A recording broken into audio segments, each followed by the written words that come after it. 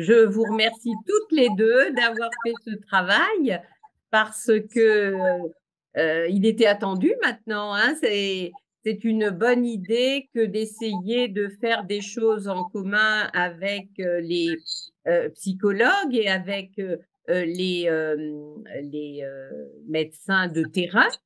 Et quand en plus on a la chance d'avoir Françoise qui se rajoute à ce travail, eh bien voilà, on est bien content.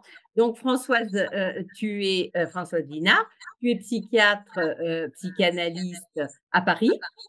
Absolument. Euh, Pardon? Oui, Oui, je voilà. confirme. Et tu as une grande expérience, tout comme Christine, de cette époque du sida dramatique, on va dire, hein. Et ça vous a laissé une écoute toute particulière et une expérience de médecin et en tous les cas de soignant sous toutes les faces, parce qu'à ce moment-là, vraiment, il y avait à faire dans tous les sens. Qui a pu être un petit peu rappelé d'une certaine façon par le Covid, même si ça n'avait évidemment rien à voir, mais tout de même. Et donc, pour moi, vous êtes des référentes dans ce domaine et on voit que les maladies qui, rien que de prononcer le nom, ont été à un moment donné ou à un autre synonymes de mort, laissent quand même quelque chose de traces qui s'en vont pas facilement, hein, voilà. Donc là, c'est une expérience toute particulière que vous avez faite et que vous allez nous détailler. Merci beaucoup à toutes les deux. Donc, merci Marie-Elisabeth.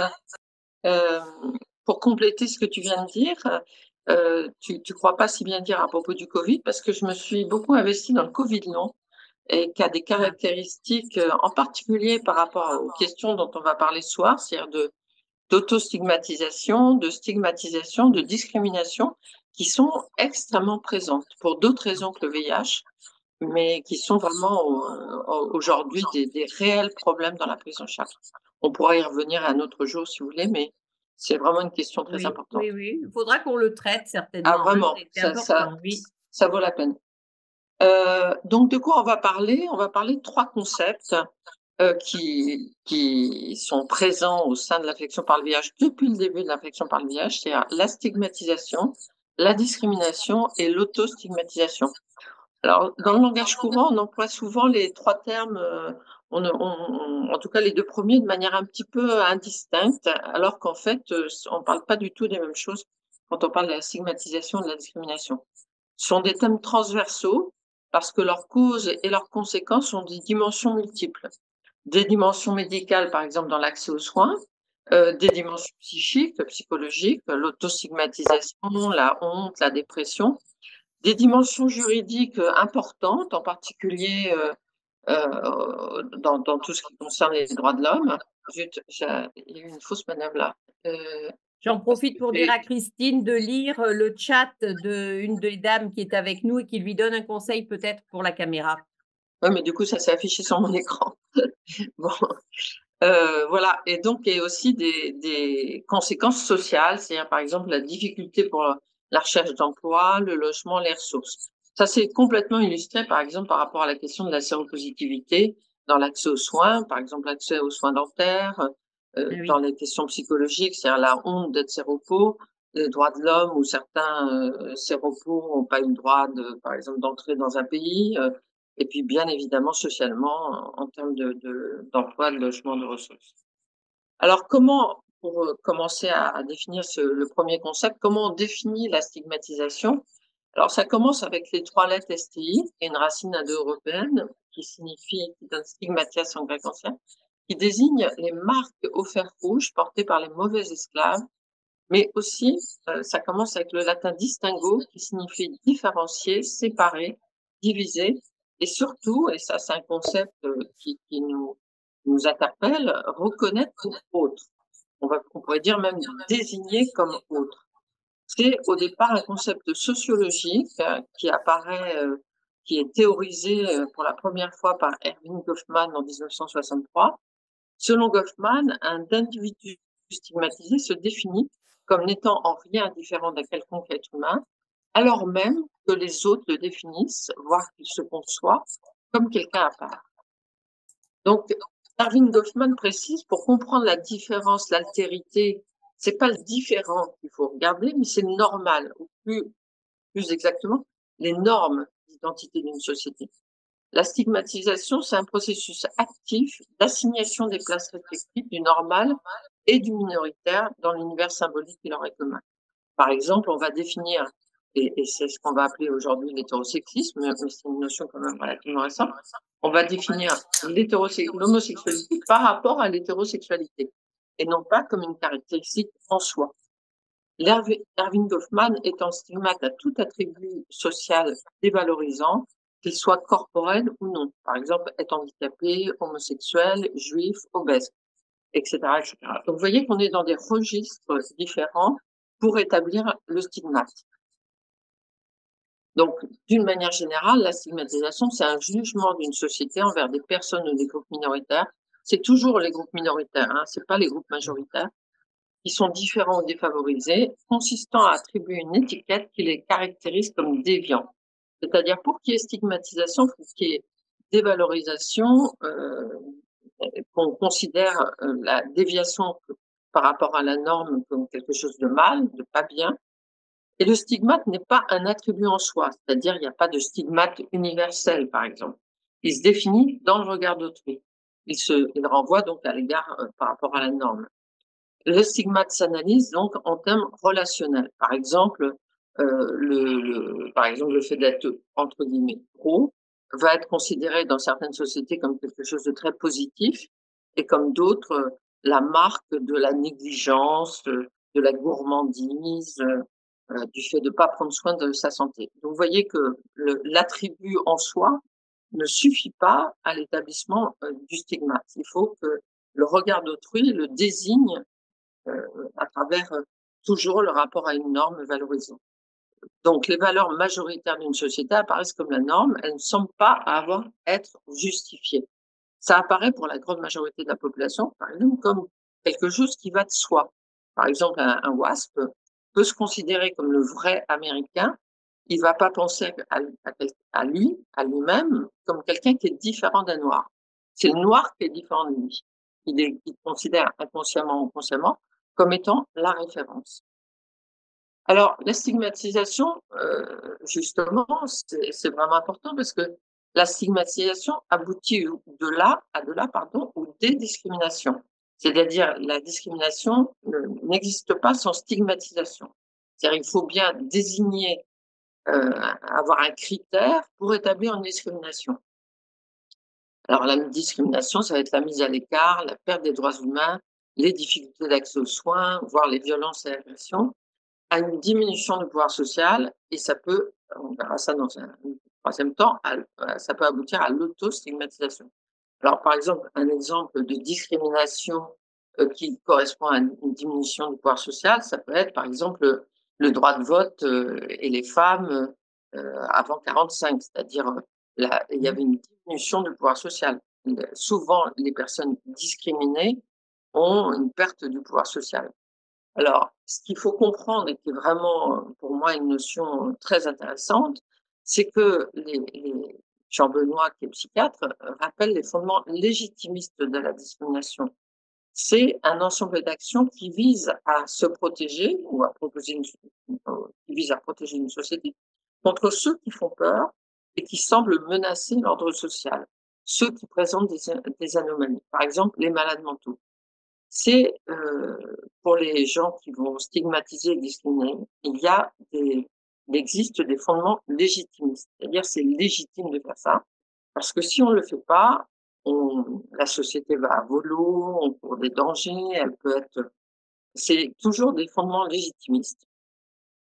Donc elles pensent se défendre en mettant à l'écart, par exemple, dans certaines cultures ou religions, combattre l'homosexualité, c'est un devoir. C'est un devoir pour éviter un péril moral et social.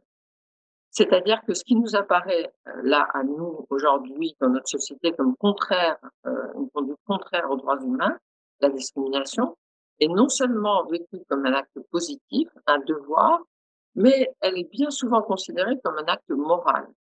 Ça, c'est très important d'avoir, ça à l'esprit parce que, comme, quand on pense, par exemple, je sais pas, à la condamnation de l'homosexualité, pour nous, c'est une atteinte aux droits humains, c'est une atteinte à la vie psychique de la personne, à son identité et cetera.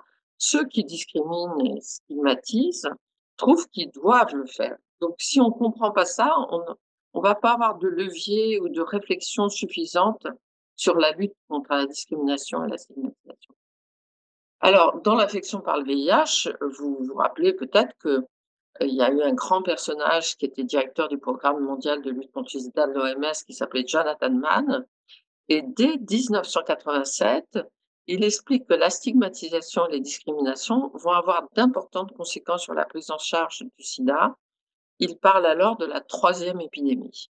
Donc, comme vous le savez, par exemple, le point de départ de la stigmatisation et de la discrimination à l'égard des personnes séropositives, ça a été la désignation des 3 H: haïtiens, homosexuels et hémophiles. Haïtiens, on ne sait pas pourquoi, homosexuels, évidemment, la séroprévalence était plus importante, mais on voit comment des groupes sociaux ou des groupes, éventuellement même médicaux comme l'hémophilie, ont été désignés d'emblée, stigmatisés d'emblée et discriminés d'emblée. Dans certains cas, l'affection par le VIH est un motif qui révèle des discriminations antérieures ou vient en renforcer d'autres. On pense donc justement à la condamnation morale, religieuse et judiciaire qui peuvent frapper à la fois la prostitution, l'homosexualité, pardon, la transsexualité, et cetera. Donc ça existait déjà, mais le sida est venu donner un prétexte, une raison encore, plus importante et on se rappelle de Jean-Marie Le Pen qui voulait mettre dans des camps les sidaïques, pour protéger la société et en particulier mettre dans les camps les homosexuels, les prostituées, et cetera. Alors, les effets psychiques de la stigmatisation, discrimination, ça peut être donc, comme on l'a évoqué, l'autostigmatisation. C'est-à-dire que pour la personne qui se retrouve stigmatisée et discriminée, la plupart du temps, elles font partie de la société qui va les condamner et très régulièrement, elles en adoptent et elles en partagent les valeurs. Donc avoir failli face à un idéal intériorisé, c'est-à-dire par exemple le VIH peut, se transmettre dans une relation adultère, donc eh ben, on est bien puni puisqu'on aurait dû être une personne fidèle. On peut, avoir nourri les idéaux de sa mère et on aura déçu sa mère, son épouse, ses frères, ses sœurs, parce qu'on est une personne à problème ou qu'on a transgressé un tabou en référence à l'homosexualité. Tous ces arguments sont évoqués par les patients pour expliquer pourquoi ils se sentent rejetés et en difficulté et pourquoi, par moments, ils trouvent ça légitime. Donc la honte et les sentiments de culpabilité peuvent être très intériorisés et très peu exprimés. Il est normal de souffrir lorsqu'on a commis une faute. On voit ça très, très souvent, par exemple, dans les populations migrantes, avec, une condamnation morale, heu, auto, avec une auto-stigmatisation, par exemple, d'une femme qui a trompé son mari et qui pense que Dieu, lui envoie le VIH pour lui rappeler qu'elle souffre puisqu'elle a commis une faute. Dans ces cas-là, l'agressivité qu'on pourrait ressortir, par rapport à, par exemple, au fait qu'il n'est pas juste d'être malade, qu'il y a pas de raison d'être malade, l'agressivité est retournée contre soi et très souvent, ça empêche la combativité vis-à-vis de la maladie, par exemple, en étant en difficulté pour se faire soigner, parce que quand on se fait soigner, il faut raconter, il faut parler de ce qui est arrivé et ça génère très souvent des affects dépressifs. C'est-à-dire, ça participe au fait que le stigmatisé, le discriminé et celui qui va adopter ces références-là aura, à ses yeux, pas suffisamment de valeur pour prendre soin de lui. Alors, l'autostigmatisation, donc, c'est quand même une intériorisation de l'étiquette par rapport à la stigmatisation qui est posée par l'autre. Ça s'appelle aussi en anglais l'internalized stigma. Et donc, comme je vous disais, on connaît son impact négatif sur l'observance au traitement. Il y a beaucoup d'études qui montrent que ça vient gêner l'observance au traitement et sur la prévalence de la dépression. Donc comme je vous le disais, la personne adhère à la dépréciation dont elle est objet. Elle participe, elle partage les croyances, représentations, opinions qui justifient les mesures discriminatoires prises à son encontre. Alors, souvent, tout se déroule comme si, les patients comprenaient et acceptaient la logique symbolique de ce qu'ils subissent et donc de ce qu'ils s'infligent. Ils se punissent eux-mêmes ou ils approuvent la punition, ce qu'ils ressentent comme tel, de ce qui leur est infligé. La révolte face à ces faits, donc, est difficile psychiquement. Le sujet est divisé entre ce qu'il est, ce qu'il ressent et la manière dont il a été construit au sein d'une société et d'un système qui aujourd'hui le condamne.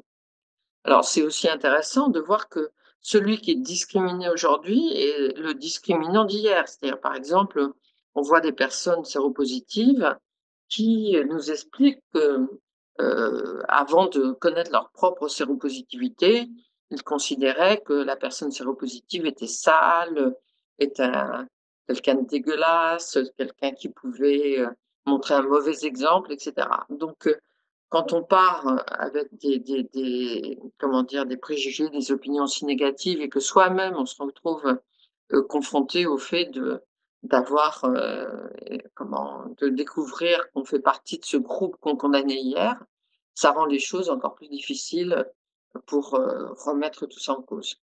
Alors les personnes vivant avec le VIH sont souvent déjà en difficulté face à la maladie et refoulent souvent leurs sentiments de révolte. Elles sont à la merci du système de soins en admettant qu'elles y aient eu accès. C'est-à-dire, c'est aussi très difficile de par exemple, si elles sont stigmatisées, discriminées, ce qui se passe très souvent, dans certains pays, je pense aux pays d'Afrique subsaharienne, qui sont les pays, que je connais le mieux, en tout cas par rapport à la prise en charge des personnes vivant avec le VIH qui ne sont pas la France. Si, les par exemple, les personnes sont discriminées et qu'elles protestent, elles peuvent le payer cher. C'est-à-dire, on peut leur dire que si elles sont pas contentes, ben, c'est pas la peine de venir, elles sont à la merci du système de soins, à la merci de leurs interlocuteurs.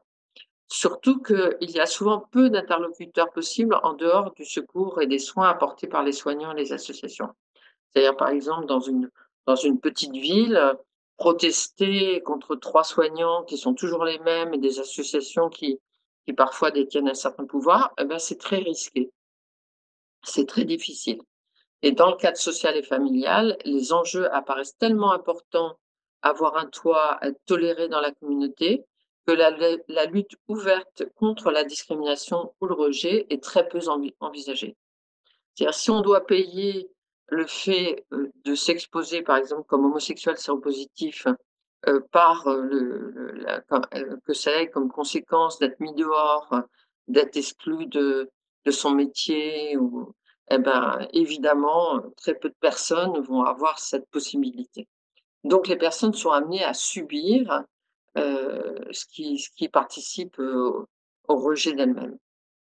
Alors l'autostigmatisation, voilà, comme je vous disais, il y a beaucoup d'études, on peut même pas postuler que les environnements médicaux sont toujours des contextes sécurisants pour la divulgation. Par exemple, une étude sur les homosexuels au Cameroun, en Côte d'Ivoire, au Lesotho et au Sénégal a révélé que les homosexuels qui avaient révélé leur sexualité à des travailleurs de la santé étaient plus susceptibles d'exprimer, dans un second temps, leur peur des services de santé, étaient plus susceptibles d'éviter les services médicaux, de faire l'objet de commérages de la part des agents de santé et de se sentir maltraités dans les centres de santé. Ce que ça veut dire en clair, ça veut dire que, bah, tout le monde a intérêt à se taire. Alors, le rôle des soignants est fondamental puisque les soignants font partie de la société et à ce titre partagent spontanément les normes dominantes.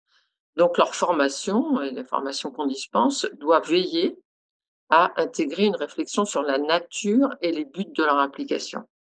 Une attitude moralisatrice, paternaliste, un discours culpabilisateur peuvent contribuer au renforcement de l'autostigmatisation et à l'éloignement des patients, du soin et à des problèmes d'observance. Comme le souligne une philosophe, mettre une barrière entre soi et les personnes dont on prend soin est une manière de se protéger de toute contamination du stigmate Et dans certains pays, il existe une crainte d'être assimilé aux personnes suivies, elles-mêmes stigmatisées. Alors, dans certains pays, ça peut être même, en France, par exemple, le fait qu'on prenne en charge aujourd'hui, ça a un peu changé, c'est quand même banalisé, mais pendant tout un moment, le fait qu'on prenne en charge, des personnes homosexuelles ou des personnes, sujet aux addictions, ça voulait dire que soi-même, peut-être on était homo, peut-être on était drogué et que c'est pour ça qu'on avait de l'intérêt pour ces questions-là. Donc si vous voulez, le fait d'être stigmatisant ça signifie de dire: «Ah ben, moi je suis pas de ce monde-là, je suis pas comme ces personnes-là». Alors comment prendre en charge l'autostigmatisation? D'abord le premier point, c'est les 1res séances, par exemple, en thérapie, ça va être quand même que le patient prenne conscience, qu'il participe, lui-même, qu'il a adhéré lui-même à des questions qui l'emmènent, à avoir des difficultés à prendre soin et il faut qu'il comprenne, il faut qu'il, l'accepte de penser au fait qu'il adopte le point de vue de ceux qu'il blâme sur des questions identitaires alors que ces questions identitaires, le patient, pour aller bien, doit reconnaître, son identité, la respecter comme constitutive de sa personne. Par exemple, quelqu'un qui a du mal à reconnaître son homosexualité et à l'accepter, va être beaucoup plus, comment dire? Sensible à l'autostigmatisation, va partager le point de vue de ceux qui le condamnent et donc ça va vraiment le mettre en danger pour le soin. Alors ça nécessite aussi que les soignants eux-mêmes, donc comme je le disais, soient bien informés et formés et qu'ils réfléchissent à leurs propres préjugés et non pas qu'ils aient l'impression que leurs préjugés correspondent juste au respect de la norme. Goffman parle d'inverser le stigmate, d'être fier de son identité. On peut évoquer aujourd'hui la notion d'empowerment qui apparaît comme un moyen de reprendre le pouvoir sur son destin en faisant de sa différence une fierté. C'est-à-dire, ça on peut dire que l'un des premiers slogans qui représentait cette idée, c'était «Black is beautiful». Aujourd'hui, ben, beaucoup de personnes gays tiennent à aller dans la Gay Pride, expliquer que justement, leur identité, ils en sont suffisamment fiers, pour l'afficher. Alors, quand on parle de tout ça, on voit bien que, entre guillemets, c'est pas gagné d'avance, hein. C'est-à-dire que même si des gens, par exemple, peuvent être, comment dire? Savoir qu'ils sont homosexuels, accepter leur identité, leur orientation sexuelle, c'est pas pour autant qu'ils vont, avoir le pouvoir, d'aller, l'assumer socialement. Donc, il reste souvent des petites adhésions, des points d'adhésion, à la condamnation dont ils sont l'objet. Alors pour finir, comment prendre en charge l'autostigmatisation?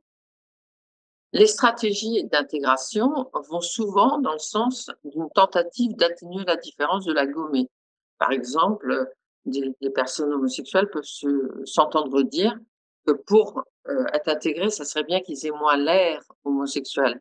On voit pas qu'ils sont homosexuels et la ça peut être vraiment des conseils qui sont donnés ou évidemment, et c'est une position, qu'on comprend parfaitement, le fait de conseiller aux patients de pas dire qu'ils sont séropositifs. C'est-à-dire de pas se désigner, à la comment dire? Aux références, négatives, d'un certain type de population. Il faut donc que la lutte contre la discrimination, comme le rappelle Jean Benoît toujours, doit tenir compte de l'analyse de ce qui la cause. Si elle ne s'appuie pas sur des arguments acceptables par ceux auxquels elle s'adresse, elle sera inopérante. C'est-à-dire, par exemple, si on dit simplement: «La stigmatisation, c'est mal, c'est pas bien, c'est contraire aux droits humains», et bien, pour un certain nombre de personnes qui stigmatisent, notre parole sera totalement inopérante. Il faut, qu'on arrive à penser et à comprendre ce qui l'anime, la stigmatisation, pour trouver les arguments, de ceux qui sont, comment dire? Animés par cette, stigmatisation. Faute de quoi, eh ben, on fait simplement taire et on n'entraîne pas de changement profond de conviction et de représentation. C'est-à-dire, on peut penser, par exemple, que ce à quoi on assiste aujourd'hui politiquement, c'est une forme de retour, non pas de refoulé, parce que je crains que ça ait pas été vraiment refoulé, mais un retour de ce qu'on avait, d'une certaine manière, fait taire. Évidemment, il y a des choses qu'il faut faire taire et il faut que la loi, y participe, mais on peut aussi s'interroger, dans des questions politiques sur le fait que si on fait simplement taire, eh ben, la racine du mal, est présente, mais simplement un peu plus enfouie. Voilà, donc c'était une forme de conclusion. J'espère que ça a bien introduit les comment dire? Les concepts que Christine va nous évoquer dans l'étude, qu'on a menée, en équipe, autour de cette question de l'autostigmatisation. Voilà Christine, je te rends la parole. Merci beaucoup Françoise. Oui, donc toute ta introduction très riche va pouvoir vous permettre de comprendre l'objectif de notre étude et commenter les résultats. Donc, nous avons voulu donc essayer de comprendre quels sont les facteurs qui sont liés à la résilience à cette autostigmatisation. Hein. Et donc ces facteurs peuvent être des facteurs sociaux, médicaux, psychologiques. Et d'après ce que nous disaient nos chers amis du LabSco, la flexibilité psychologique, donc la capacité d'adapter ses comportements bien que on soit en présence d'émotions et de pensées désagréables, était probablement un nœud et un point sur lequel on pouvait essayer de travailler pour comprendre cette résilience ou non d'ailleurs à l'autostigmatisation. Et en parallèle, ce qui est intéressant, c'est d'évaluer la perception de l'autostigmatisation des patients par leur propre médecin. Alors s'ils se rendaient compte, voilà, s'ils percevaient ce point chez leurs patients. Donc, comment on a fait? On a envoyé à tous les centres en France qui prenaient en charge les patients infectés par le VIH en demandant s'ils étaient d'accord pour participer. Et, ceux qui ont bien voulu participer répondaient donc positivement. Donc, c'est une enquête donc observationnelle, multicentrique en France, qui s'est passée entre le 1er janvier et le 15 juin 2022. Et on envoyait donc aux médecins pour qu'ils les donnent à leurs patients des autoquestionnaires. Et la définition de la stigmatisation était définie par l'échelle canadienne, qui prenait en compte finalement 4 dimensions. La première, c'est la stigmatisation vécue. Donc, Françoise en a bien parlé pour mieux comprendre. La stigmatisation anticipée, donc préoccupation liée à la divulgation de la séropositivité. La stigmatisation intériorisée, donc c'est vraiment le sentiment négatif que l'individu éprouve vis-à-vis de lui-même en raison du VIH. Et la stigmatisation perçue, qui sont le fait d'être préoccupé de l'attitude du public à l'égard des personnes séropositives. Par rapport, on regarde la télévision, il y a une émission sur le sida, il y a plein de gens qui rigolent, enfin voilà, qui sont un petit peu négatifs sur cette émission, soit même un peu séropositifs. Et ben voilà, comment ces personnes vont être anxieuses, en disant mais finalement j'ai pas la même réaction qu'eux, ça va se voir, voilà. Donc voilà, c'est une autre forme de stigmatisation. Et donc, dans ces questionnaires, on demandait aux patients de nous donner son genre, son âge, son origine géographique, donc en France ou hors de France, la sexualité qu'il avait, s'il travaillait ou pas, s'il avait donc une vie sociale un peu plus importante que celle du travail, s'il avait des loisirs, si il avait une famille. On lui demandait aussi les caractéristiques médicales, depuis quand il était infecté par le VIH, depuis quand il avait un traitement antirétroviral, ces données sur l'efficacité du traitement antirétroviral, vous savez, qui est mesuré par le taux d'ARN VIH plasmatique, s'il avait d'autres soucis de santé, euh, aussi bien psychiatriques, une dépression, que métabolique, si le corps avait changé, si c'était plutôt obèse, si c'était ils avaient des complications des traitements, s'ils avaient des problèmes osseux, enfin, toutes les comorbidités possibles. S'ils étaient en situation d'addiction au tabac, alcool, voire à d'autres drogues, en particulier les drogues illicites et le chemsex. Et puis on leur demandait combien de fois ils allaient voir leur médecin spécialiste ou généraliste, sachant qu'il faut que vous sachiez qu'aujourd'hui, une personne infectée par le VIH et qui est en forme et qui prend son traitement correctement, a besoin en gros d'une, voire 2 consultations hospitalières par an, mais pas plus. Et puis dans ce questionnaire qui était, vous savez, un peu, vous voyez, un petit peu lourd, on avait aussi défini des échelles de qualité de vie, qui était donc le WUCOL, l'échelle de l'OMS, une échelle d'anxiété et de dépression, permettant de bien définir au-delà des antécédents ce qui se passait aujourd'hui. Cette échelle de flexibilité psychologique, hein, qui, je vous rappelle, essaie de voir si la personne, à un moment donné, adhère à ces sentiments anciens négatifs, voire au sentiment actuel de la personne en face d'elle qui sera négative, s'il arrive à se détacher et à avoir sa propre autonomie par rapport à un fait précis. Les provisions sociales, donc vous imaginez ce que c'est vraiment l'entourage et comment la personne appréhende la société autour de lui, s'il va au cinéma, s'il a des amis, s'il fait partie d'associations, s'il fait du sport. Et le support parental dans l'enfance, avec l'adaptation d'une échelle que l'on donne habituellement aux enfants.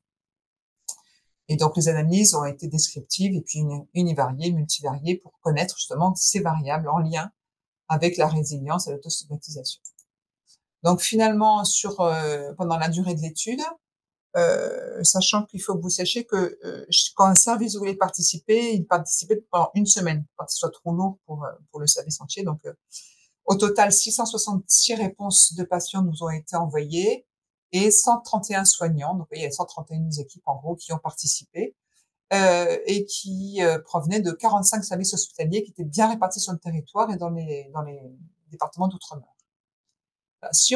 Pour vous donner les caractéristiques des patients, qui sont celles de la population générale, de la population, pardon, infectée par le VIH en France aujourd'hui. Donc leur âge est en moyenne de 53 ans, 2 tiers étaient des hommes, 75% étaient nés en France, et parmi ceux qui étaient, et 12% en Afrique subsaharienne, donc il y en a 18% qui étaient nés ailleurs, et 54% étaient identifiés précaires sur le test de précarité. Le taux d'anxiété était, vous voyez, 47% étaient anxieux et 22% de la dépression, et c'est ce qu'on lit en général dans les publications sur ce sujet en population affectée par le VIH depuis malheureusement trop longtemps.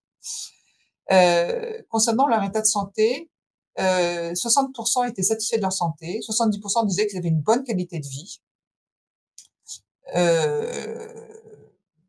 Quand vous voyez que 91% avaient une charge virale indétectable, c'est-à-dire que le traitement était efficace et que ces personnes n'étaient pas donc à risque d'évolution vers le sida, n'étaient pas à risque non plus de transmission de l'infection à un partenaire. Et 10% avaient une importante modification corporelle, ne se reconnaissaient plus dans leur corps, et cela probablement lié au traitement antirétroviral qui modifie soit en termes de lipoatrophie, soit lipohypertrophie. Et donc les personnes ne se reconnaissent pas. Les résultats sont les suivants. Si on demande aux personnes, donc est-ce que vous pensez être victime d'auto-stigmatisation, c'est pas cette trace-là qu'on posait, c'était est-ce que vous vous dépréciez vous-même, est-ce que vous êtes, voilà. Jamais 58%, et déjà au moins à un moment donné, soit avant 13%, soit maintenant 6%, et soit avant et maintenant 22%. Donc finalement, si on fait le total, c'est quasiment 40%, 42%, hein, de personnes qui ont vécu une présence d'auto-stigmatisation. Et sur la droite, vous voyez ce que proposent les soignants. Certes, très peu disent qu'elle est inexistante, alors que voilà, c'est pas tout à fait la même chose.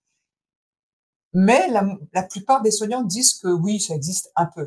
Mais au taux de 40%, vous voyez, c'était pas tout à fait la réponse des soignants, et beaucoup, très peu.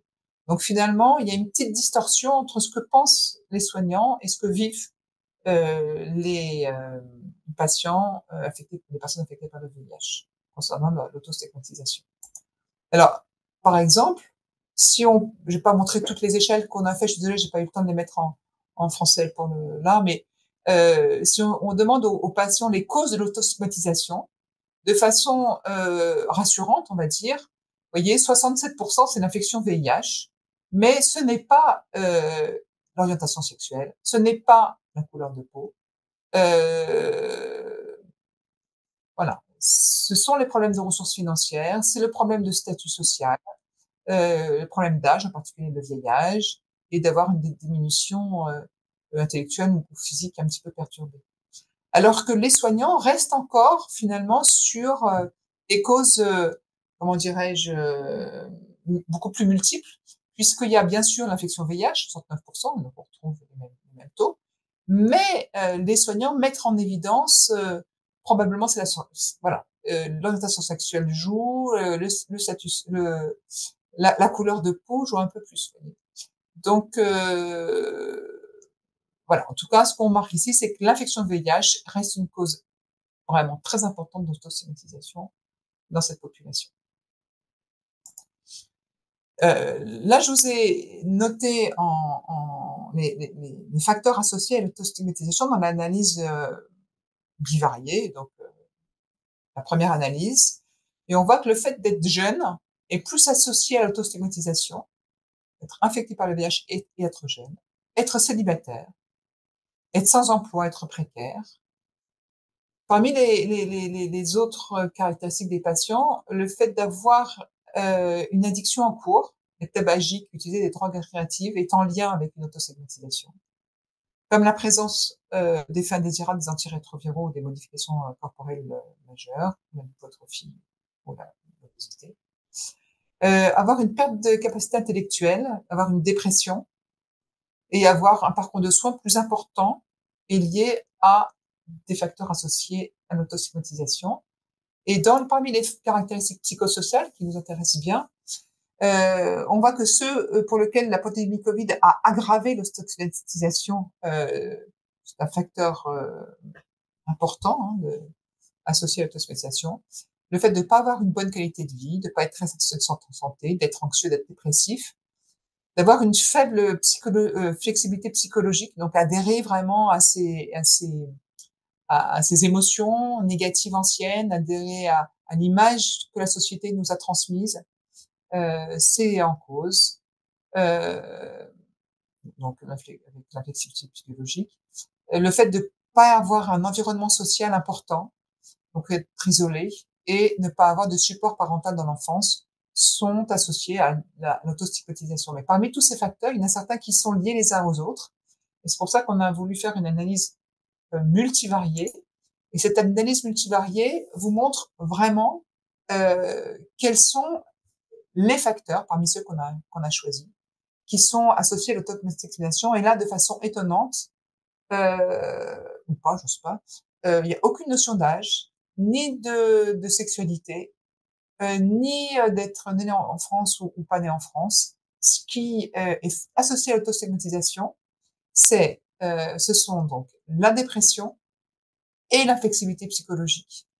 Ce qui est un facteur protecteur, c'est le bon support parental dans l'enfance. Faire plaisir aux psychanalystes, j'imagine. Et après, si on regarde par comment dirais-je, par facettes qui ont défini l'autostigmatisation, et donc quels sont les facteurs associés à la stigmatisation vécue par les personnes affectées par l'âge, donc des expériences de discrimination. Le facteur aggravant, c'est d'avoir une modification corporelle importante, dont l'importance pour les soignants de bien connaître ce phénomène et de ses conséquences sur la stigmatisation. Les facteurs protecteurs étant avoir des bonnes provisions sociales et une bonne qualité de vie. Concernant la facette de la stigmatisation anticipée, donc des préoccupations liées à la divulgation de la séropositivité, c'est uniquement l'anxiété.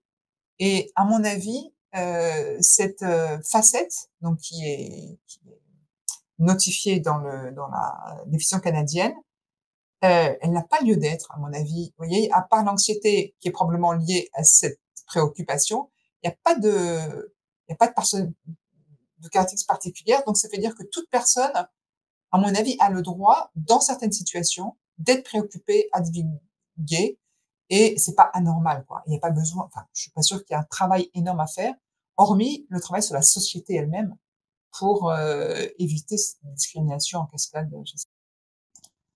Ensuite, concernant la stigmatisation interorisée, donc vraiment d'adhérer à une honte de soi, le fait d'être culpabilisé, voilà, François s'en a parlé tout à l'heure, il y a comme facteur aggravant les modifications corporelles importantes, l'anxiété, le fait de ne pas être satisfait ou insatisfait de sa pensée, donc le fait finalement de ne pas s'intéresser à sa santé, quoi, de laisser tomber cette affaire-là. Et l'inflexibilité psychologique, c'est-à-dire vraiment croire dur comme fer encore aux sentiments négatifs qu'on a éprouvés un jour. Les facteurs protecteurs, le seul facteur, c'est le fait d'être entouré, d'avoir des bonnes provisions sociales.